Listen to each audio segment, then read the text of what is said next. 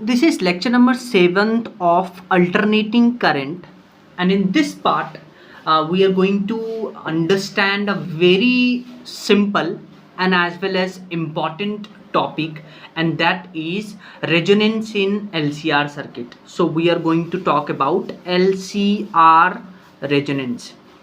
ठीक है, तो आइए इस टॉपिक को समझते हैं। इस टॉपिक पे जो भी इम्पॉर्टेंट फॉर्मूलाज बनेंगे उसको अपन डिराइव करेंगे, याद करेंगे, और उस कॉन्सेप्ट के ऊपर बेस्ड जो एग्ज़ाम में अलग अलग तरह के क्वेश्चंस आते हैं उनको करेंगे। तो सीरीज LCR सर्किट में हम रेजोनेंस पढ़ रहे हैं, तो पहले हम एक LCR सर्किट बना लेते हैं। हमारे पास ये है रेजिस्टेंस, ये है इंडक्टर एंड ये है आपके पास कैपेसिटर। हमने इसको सीरीज में कनेक्ट किया है एक अल्टरनेटिंग सोर्स से। ठीक है, तो रेजिस्टेंस के अक्रॉस जो वोल्टेज ड्रॉप होगा उसको हम VR लिख रहे हैं, इंडक्टर के अक्रॉस उसको हम VL लिख रहे हैं, और कैपेसिटर के अक्रॉस उसको हम VC लिख रहे हैं। और हम क्या कर रहे हैं, यहाँ पे एक वोल्ट मीटर अटैच कर रहे हैं V1, जो क्या करेगा, रेजिस्टेंस के अक्रॉस जो वोल्टेज ड्रॉप है उसको मेजर करेगा। एक हम V2 अटैच कर देते हैं, V2 क्या करेगा, इंडक्टर के अक्रॉस जो वोल्टेज ड्रॉप है उसको मेजर करेगा, एंड 1 विल बी V3 जो बेसिकली कैपेसिटर के अक्रॉस जो ड्रॉप है वोल्टेज का उसको मेजर करेगा। ठीक है, अब ध्यान से सुनिए, अब रेजोनेंस कैसे होगा ये सुनिए। पहले अगर हम RLC सर्किट में फेजर डायग्राम बनाए तो आपको पता है रेजिस्टेंस में जो करंट होता है और जो वोल्टेज ड्रॉप अक्रॉस रेजिस्टेंस है दोनों साथ साथ होता है, तो ये I है, ये VR है। इंडक्टर में E लीड करता है, तो ये हमने इंडक्टर का बना दिया VL। ठीक है, और कैपेसिटर में E लैग करता है, तो ये हो गया वोल्टेज अक्रॉस कैपेसिटर। ये फेजर डायग्राम आपको समझ में आया? अच्छा, बाहर से जो हमने सोर्स लगाया है that is E=E0 sin omega t, ये सोर्स हमने अप्लाई किया है। अब ध्यान से सुनिए, अब हम रेजोनेंस का कहानी पढ़ते हैं, रेजोनेंस का स्टोरी पढ़ते हैं कि रेजोनेंस कब अप्लाई करेंगे, क्या कंडीशन है। ध्यान से सुनिए कंडीशन। अगर क्या हो कि जो आपका इंडक्टर के अक्रॉस जो ड्रॉप है वोल्टेज VL, ये ड्रॉप कैपेसिटर के अक्रॉस जो ड्रॉप है VC उसके बराबर हो जाए, उसके इक्वल हो जाए, तो पहला हमने क्या बोला, VL जो है वो VC के बराबर हो जाए। This is basically condition number 1। In other words, एक दूसरा शब्द इसके लिए क्या प्रयोग में लेते हैं वो सुनिए। दूसरा हम ये बोल सकते हैं कि इंडक्टर के लिए जो रेजिस्टेंस होता है जिसको XL बुलाते हैं, जिसको आप इंडक्टिव रिएक्टेंस बुलाते हैं यानी XL, ये इंडक्टिव रिएक्टेंस इक्वल हो जाए कैपेसिटर के लिए जो रेजिस्टेंस यूज करते हैं कैपेसिटिव रिएक्टेंस XC। अगर ये दोनों इक्वल हो जाए, ये दूसरा कंडीशन है, तब हम रेजोनेंस का कंडीशन अप्लाई करेंगे। तो ये दो कंडीशन आपको समझ में आना चाहिए। या अगर आप ऐसा करते हैं तो उसके बाद क्या होगा, ध्यान से सुनिएगा, जो ओवरऑल पूरे सर्किट का जो रेजिस्टेंस होगा जिसको हम इम्पीडेंस बुलाते हैं, ये मिनिमम हो जाता है रेजोनेंस के कंडीशन में, और ये मिनिमम कंडीशन R के बराबर होता है। यानी पूरे सर्किट का रेजिस्टेंस जिसको इम्पीडेंस बुलाते हैं Z, वो इक्वल हो जाता है इस रेजिस्टेंस का जो रेजिस्टेंस है, रुकावट है, उसके बराबर आ जाता है। यानी पूरे सर्किट का impedance is equal to R, यानी रेजिस्टेंस का रुकावट उसके बराबर आ जाए, तब जो ये पूरा LCR होगा ये रेजोनेंस में होगा। और बेसिकली जब आपको पता है, जब पूरे सर्किट के लिए आप ओम्स लॉ लगाइएगा V=IR, यानी IRMS एंड R की जगह पे Z, तो यहाँ से देखिए IRMS को आप लिख सकते हैं VRMS डिवाइडेड बाय Z। अगर Z मिनिमम होगा तो IRMS मैक्सिमम होगा। तो एट रेजोनेंस सर्किट में जो करंट दौड़ेगा, सर्किट में जो करंट फ्लो करेगा, that will be the maximum current. तो हम बोलते हैं कि ये सर्किट रेजोनेंस में है और इस कंडीशन को हम रेजोनेंस बुलाते हैं और सर्किट को हम रेजोनेंट सर्किट बुलाते हैं। समझ में आया? अच्छा ध्यान से सुनिए, अब हम यहाँ से कुछ फॉर्मूला डिराइव करेंगे, ध्यान से सुनिएगा। देखिए VL इक्वल टू VC, इसका क्या मतलब है? इसका मतलब ये है कि जो V2 रीडिंग आ रहा है और जो V3 रीडिंग आ रहा है वो बराबर है, तो V2 reading is equal to V3 reading. समझ में आया? अच्छा, पहला आप इस कंडीशन को यूज करिए, VL इक्वल टू VC। आपको पता है ओम्स लॉ लगाइएगा अगर इंडक्टर में, तो V इक्वल टू IR होता है। R की जगह आप इंडक्टर में XL लिखिएगा, तो यहाँ लिखिए इंडक्टर के लिए IXL और कैपेसिटर के लिए IXC लिखिएगा, क्योंकि R की जगह XC लिखेंगे कैपेसिटर में। देखिए आई खत्म, XL is equal to XC, पहले भी बात करके आ चुके हैं। XL होता है ओमेगा L, XC होता है 1/ओमेगा C।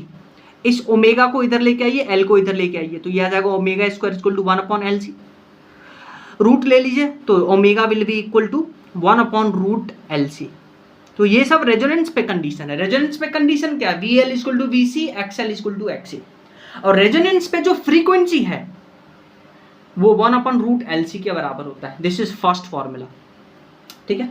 अब आप ध्यान से सुनिए, ध्यान से सुनिएगा। तो ये हमने बात कर ही लिया था कि Z मिनिमम हो जाता है, अगर Z मिनिमम हो गया तो IRMS मैक्सिमम हो जाएगा, यानी कि रेजोनेंस पे सर्किट में करंट मैक्सिमम दौड़ेगा।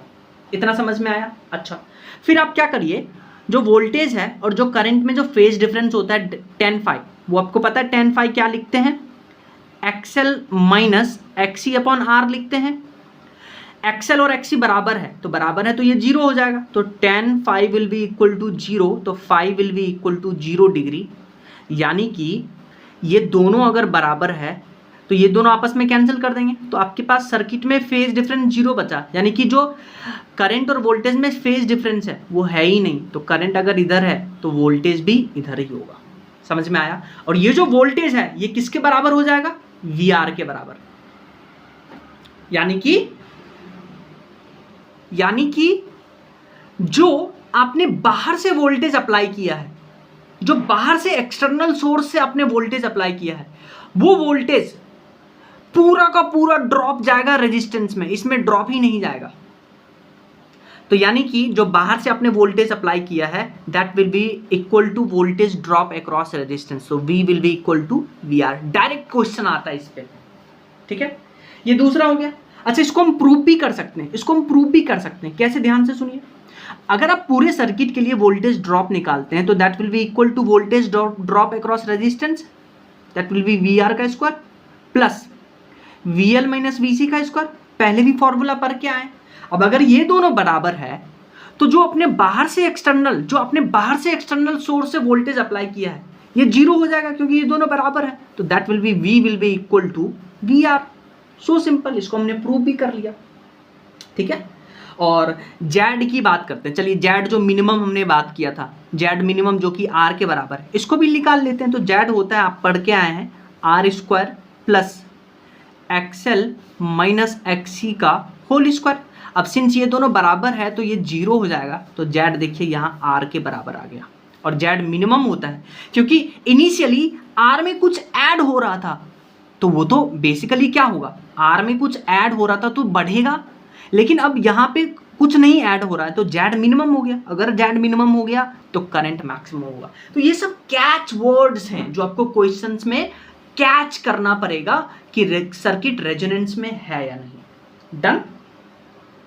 सो जो भी अभी हमने पढ़ा उसको लिख लेते हैं। क्या होता है LCR resonance? When voltage across inductor is equal to voltage across capacitor, और in other words inductive reactance is equal to capacitive reactance, then impedance of circuit is minimum and maximum current flows through the circuit.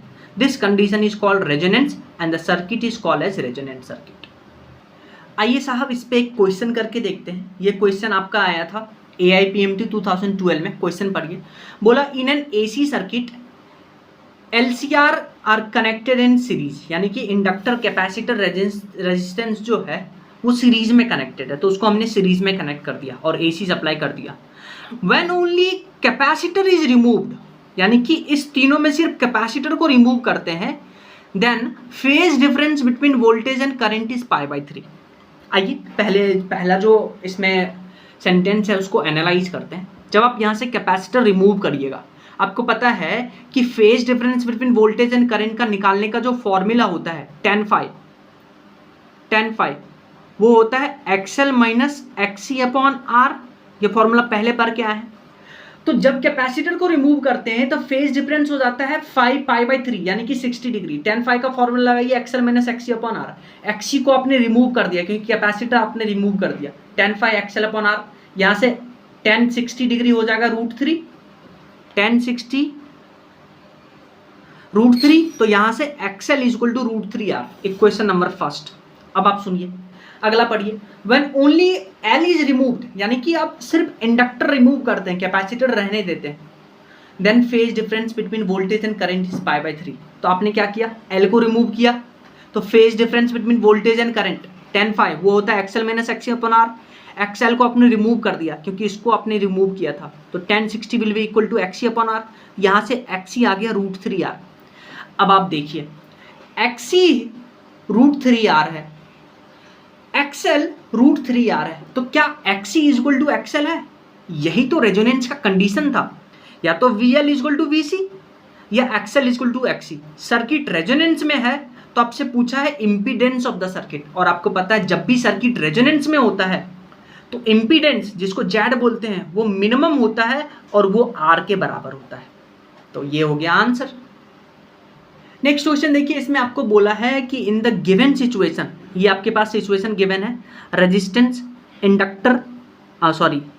Inductor capacitor और resistance series में connected है, यानी LCR circuit given है।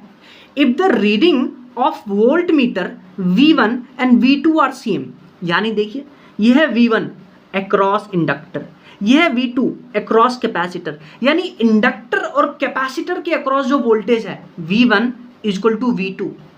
तो बताइए क्या ये circuit resonance में है? आपको क्वेश्चन से वर्ड को कैच करना पड़ेगा कि कब रेजोनेंस वाला फंडा लगाइएगा। तो यहाँ देखिए सर्किट जो है वो रेजोनेंस में है, क्यों? क्योंकि कैपेसिटर के अक्रॉस जो वोल्टेज है वो इक्वल है इंडक्टर के अक्रॉस, तो सर्किट रेजोनेंस में है। तो आपसे पूछा then find out reading of the voltmeter V3। तो आपसे देखिए V3 यानी कि रेजिस्टेंस के अक्रॉस जो ड्रॉप होगा वो बताना है, और मैंने आपको पहले ही बताया था कि सर्किट रेजोनेंस में है तो जो बाहर से आपने वोल्टेज सप्लाई दिया है वो सारा का सारा रेजिस्टेंस के अक्रॉस ड्रॉप हो जाएगा, यानी कि जो V3 होगा वो 200 वोल्ट के बराबर हो जाएगा। दैट्स इट, ये हमारा आंसर है।